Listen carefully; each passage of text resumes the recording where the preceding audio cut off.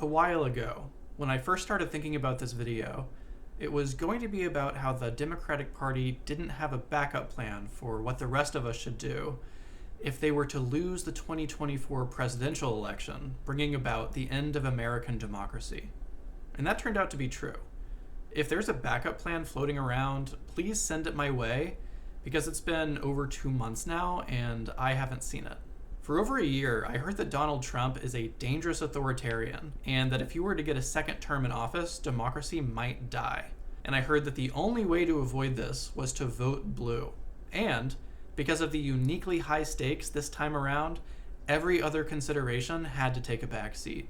For his part, Donald Trump did campaign on some very alarming promises. Top of mind for me is his intention to carry out mass deportations, as well as the possibility that his party will legislate trans people out of public life and even out of legal existence altogether. And since his party is going to have control of both chambers of Congress, along with a criminally friendly judiciary and eager partners at all levels of law enforcement, a lot of people are about to be in a lot of danger.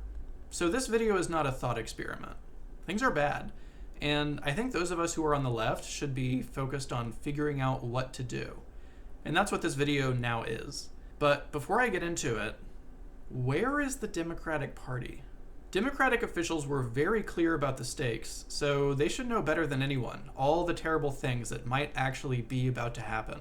So, since they lost, where are they now? I can only imagine they're out giving advice about what we should be doing to weather the coming storm. Guidance about how to slow down or sabotage the administrative work that mass deportations would require, or advice for remaining anonymous while resisting an increasingly oppressive surveillance state, things like that. Unfortunately, no. As far as I can tell, things like that are not on the agenda. But that doesn't mean they haven't been busy. Well, it's been 3 weeks since Election Day, and despite her loss, Vice President Harris appears to still be fundraising. That's right. If you thought the end of the election meant the end of emails asking you for money, I have some bad news. The Harris campaign apparently still needs just another $20 million. But don't worry, fundraising is not the only thing they've been doing.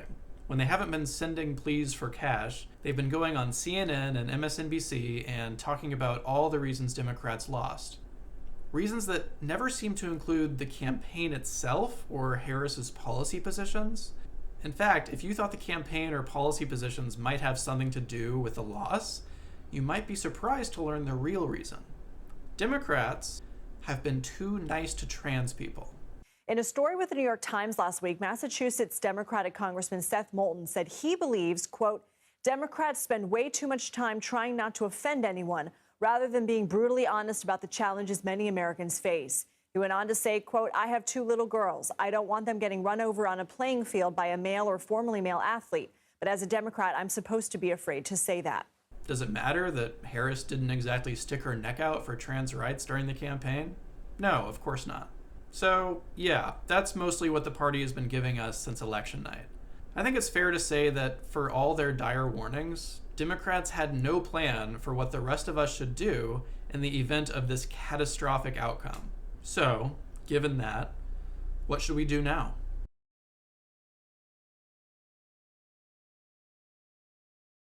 Things look bleak, but none of us are powerless. Here's what I think we should do. 1. Talk to your friends and family. Start talking about what your lives might look like in the coming months and years. Who's going to be targeted for deportation? Who's at risk of medical detransition? Who could lose their job? As those threats start to become immediate, what will your friends and family members need? And who can help with what? Consider who might have to move. Who lives in an area where right-wing vigilante violence is a rising threat? Who might need to move to a different state within the country, and who might need to leave the US altogether? Does everyone who might need a passport have one? Have these conversations early and make plans for different possible scenarios. 2. Talk to your neighbors. If you don't know them, get to know them. If you rent, consider starting a tenant union. You might find some issues you have in common and be able to come up with some ways to address them together. I've linked some information about tenant organizing in the description. But even if you're not prepared to start a tenant union, there's still value in just making connections with the people who live near you.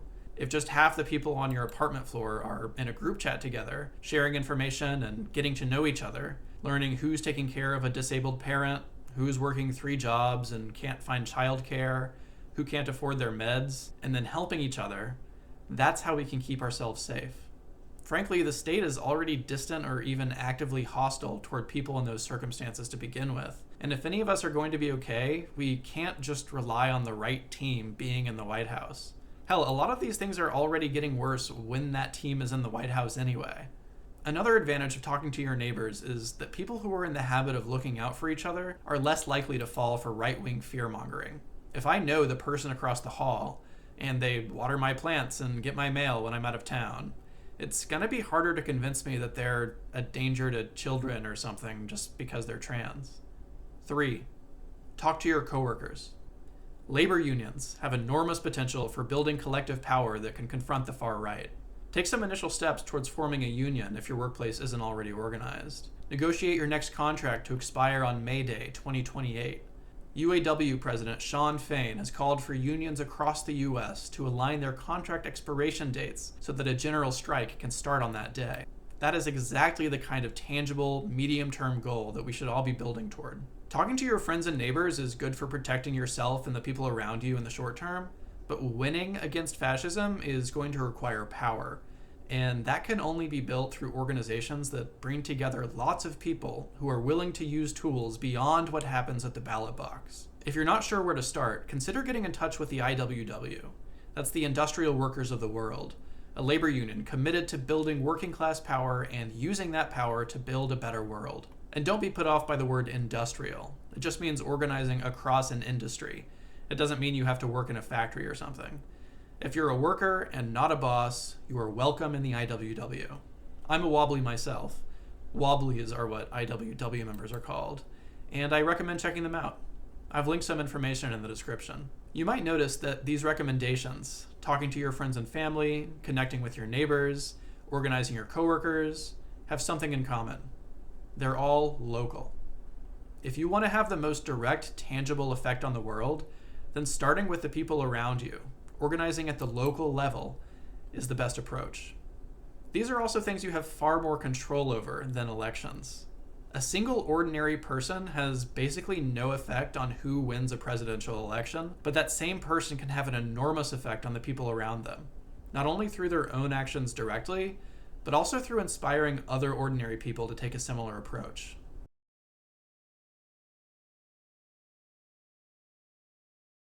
I think that what not to do is nearly as important as what to do. So, let's talk about the Democratic Party. If you're an American and you tend to vote for Democrats and identify with the Democratic Party, I want to be clear that the things I'm about to say are not about you, they're about the party. I also would respectfully ask that just for the next few minutes, you think of the party as an institution that is not connected to you. Pretend for a moment that you have no control over the party's platform, what candidates it runs for office, or how it runs its campaigns. You are just a person who may or may not want to have anything to do with them. The Democratic Party is the largest, most well-resourced organization in the US leading the fight against the increasingly authoritarian Republican Party. Its candidates and top spokespeople told us for over a year that democracy was at stake in this most recent election, but they also had to know, based on polling, that no matter how vigorously they campaigned, their odds of beating the threat were at best slightly better than a coin toss. So the Democratic Party did not take this threat seriously. If they really believed that democracy itself was at stake, and that losing would actually usher in fascism or something like it, then they would have told people to vote for their candidate, but they also would have been doing some other things. Top Democratic officials would be preparing to flee the country or organizing armed militias. And if they were concerned with the well-being of the most vulnerable people in the country, then they would have been circulating information about what they should do in the event of a fascist takeover. But they didn't do those things. They said democracy was at stake, and then acted like it was a normal election cycle. But let's say, for the sake of argument, maybe they did take it seriously and they just lost anyway. That happens sometimes. If that's the case, then the Democratic Party has failed us. Their job, at minimum, was to run a campaign that would defeat Trump at the ballot box, holding off the threat of fascism. What they did was run a center-right campaign with a pro-choice hat and spent 90% of their speeches talking about how scary the other guy is. And just like when they did that in 2016, their candidate lost. Only this time, she not only lost every swing state, but also the popular vote. In a way, the party sort of put their legitimacy on the line with this election. You can't run on the end of democracy and basically nothing else, lose, and then expect people to keep coming back for more in 4 years. At the very least, you would have to change something, right? But does anyone expect them to change something in 2028? After all, they didn't change anything after 2016, and it sort of worked for them in the 2020 race. Never mind that Biden only won after several months of a pandemic ravaging the country unchecked. So I guess they thought they could run the 2016 campaign a third time with no problem? In any case, that's what they did, and they lost, again, after banking their legitimacy on beating the fascist threat. So these people are useless. They are not willing to campaign on policies that might actually redirect angry young poor people away from fascism, policies that would ensure people have health care, housing, a union job, a stable environment. To be clear, the reason Democrats won't run on those policies isn't because in their hearts they really want those things, but just don't think they're popular enough to win on. Progressive policies like, for example, a $15 minimum wage are popular winning positions across the country, including in red states. In this most recent election, ballot measures for a $15 minimum wage passed in Alaska and Missouri, both states that voted overwhelmingly against Harris. Both of those states, plus Nebraska, passed ballot measures for paid sick leave. These policies are popular all over the place, and they're easy to run on. Democrats don't because they don't want to. And they don't want to because the party is completely captured by wealthy donors whose interests are best served by keeping the rest of us as poor, precarious, and miserable as possible, which are the exact conditions that make people desperate enough to join a fascist movement in the first place. So if you think about it in those terms, Democrats aren't flawed allies, they're enemies. I think some Democrats do sincerely fight for progressive policies. I think Bernie Sanders, for example, would sign Medicare for All into law if he could. But people like Bernie Sanders are not allowed to become president. And I don't mean that in a general, unspecific way. We know who didn't allow it. It was the DNC. The Democratic National Committee literally cheated to stop him from winning the nomination in 2016, despite polls showing him with a much better shot at beating Trump in a general election well before the nomination went to Clinton. If DNC officials really believed that Trump was truly dangerous, they wouldn't have put their thumb on the scales of the primary process to nominate the candidate who was less likely to win against him. For the Democrats, 2016 wasn't about beating Trump. It was about beating Sanders. I'm not saying top Democrats wanted Trump to win. I don't think they did. I'm saying that stopping Trump from winning was a lower priority than stopping a progressive from having a shot at the presidency. Sometimes those Democrats who sincerely believe in progressive policies will themselves be changed by the party, so much so that they stop fighting for those policies, and in the worst cases, even start giving cover to the worst atrocities supported by the party. For example, consider Representative Alexandria Ocasio-Cortez, the Democratic socialist who won her 2018 primary in a major upset while championing progressive policies like Medicare for All and a Green New Deal. I'm sorry to say that lately she hasn't been using her massive platform to advocate for those things, but she has been giving legitimacy from the left to a genocide being armed by a Democratic president. And she is working tirelessly to secure a ceasefire in Gaza and bringing hostages home. A quick aside. If you think this is unfair or the situation is more complicated than that, a phone call could end the genocide in hours.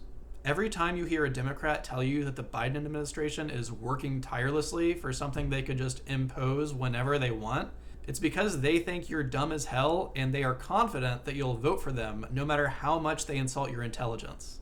The fact is, the wealthy donor base of the Democratic Party is so committed to preserving the conditions that gave us Trump, and the party itself is so captured by that donor base, that they will not allow any real challenge to fascism's root causes to come from within the party. This means that in the fight against the far right, the Democratic Party is an obstacle. They're not an ally in that fight, and they certainly aren't leading the charge. They and their donors want nothing to fundamentally change. So if you do want to defeat the far right, I think you should divest from the Democratic Party. Here's what I mean. Stop door knocking for Democrats. Stop phone banking for Democrats. Stop donating to Democrats. Start making demands of Democratic candidates loudly with other people. And when they fail to meet those demands, don't vote for them. This last one is really important. I know there can be a lot of fear around doing anything that might even indirectly contribute to a Republican winning, but that isn't really the right way to think about elections. When a party's candidate loses an election, the fault lies with the campaign, the candidate, and the party, not the voters. For example, many Arab and Muslim voters in Michigan made a demand that Harris commit to an arms embargo in Israel to force an end to the genocide in Gaza. It's not their fault that she ignored them and instead made the Cheneys her new best friends in the weeks before the election. And it's not their fault that she ignored months of warnings that sticking to Biden's pro-genocide policy position would alienate voters. Democrats are not entitled to a single vote. Parties are not the provisional owners of any subsection of votes. And when people don't vote for your candidate, it's not a betrayal. But there's some good news here. If you're a liberal and you're feeling some frustration with the party right now, this all applies to you too. The party blew it again and landed us with another Trump term. You don't owe those people anything. And you know what? They don't deserve you. Do you want something like Medicare for all, but you've been setting that aside out of respect for the current political reality or whatever? You don't have to do that.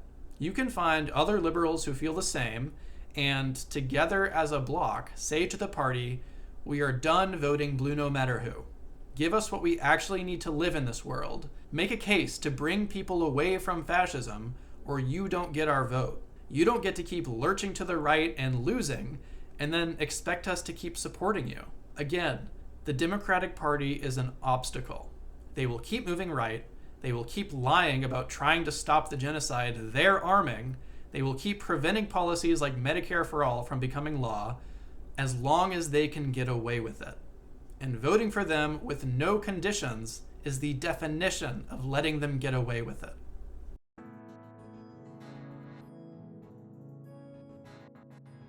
If we want to stand a chance against fascism, voting for Democrats and hoping for the best is not the way.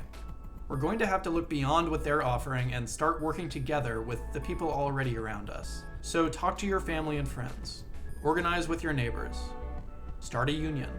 And if you want to do electoral politics, treat Democrats with suspicion and be prepared to abandon them when they don't meet your demands. I know what I've laid out in this video is kind of a tall order. It's scary to divest from the Democratic Party if you're used to seeing them as the only thing standing in the way of reactionary politics, even when they show that they can't even do that. And the fact is, I don't know what the answer is. I'm just as much in the political wilderness as anyone else on the left right now.